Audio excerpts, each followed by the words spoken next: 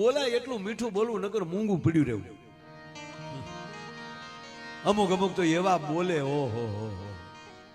એક બેનના છોકરાને જોવા આવેલા, મહેમાન બેઠેલા ફળિયામાં ખાટલે, અને બેન ને હજી આમ ચાની રકબી લઈને વડીલ ને આમ દેતા હતા કેટલી મહેમાન. ત્યાં એક બેન ભારો લઈને નીકળ્યો. બેનો હરખ હોય ને દીકરો જોવા આવ્યા હોય એટલે, એ બેન આવ્યા ઘડીક મારો દીકરો જોવા આવ્યા, બધા મહેમાન આવ્યા, લે ચાની રકબી એઠી કરતી જા.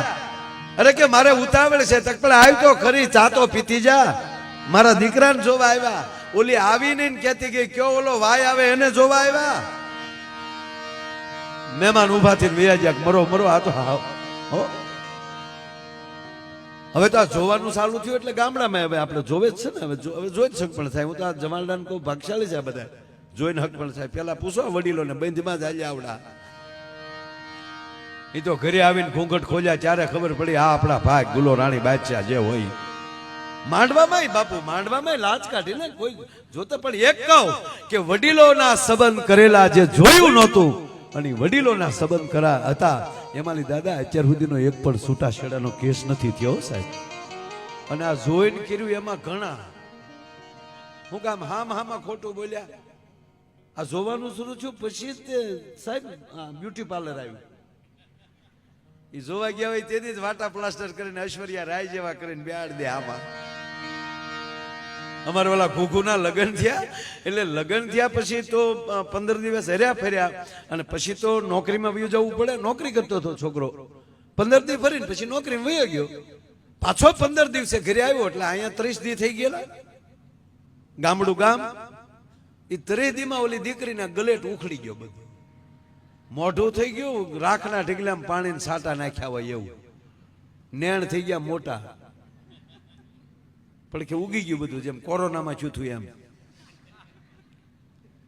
એટલે ઓલો ઘરે આવ્યો તો દૂરથી જોઈ ગયો, શું થયું મારી પાટલા હું આવી લાગે.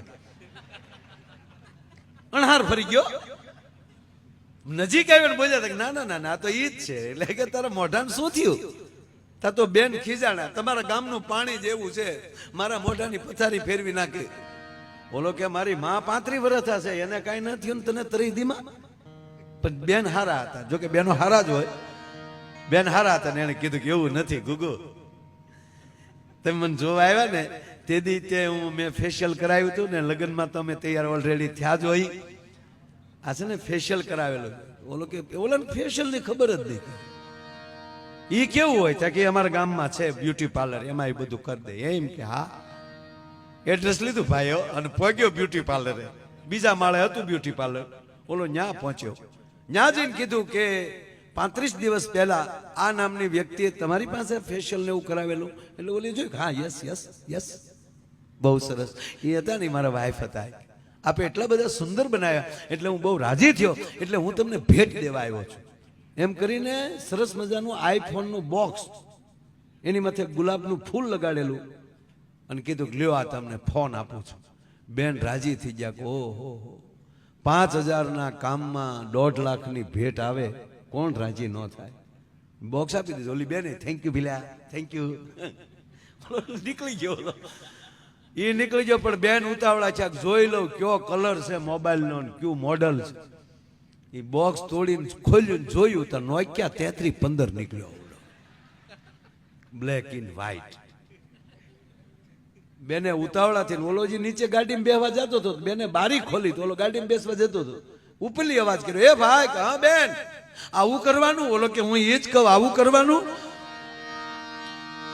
કે પણ આ નોકિયા 3315 છે કે અમારે ઈ જ છે, તમે તો મોબાઈલ બદલાવી લેવો, પણ અમારે તો રોજનું ભટકી ગયું ને. કહેવા ગયો સાહેબ આપણો દેશ એ રૂપનો દેશ નથી, ગુણનો દેશ છે. પછી રૂપ ને ગુણ બાપુ ભેગા થઈ જાય તો એનો કોઈ પલ્લો ન પકડે. અને આજ અમે પણ ધન્ય અનુભવીએ છીએ કે રાધે કૃષ્ણ બાપા અમારી હામાં બેઠા છે મહંત છે ભાગવત ઉપર.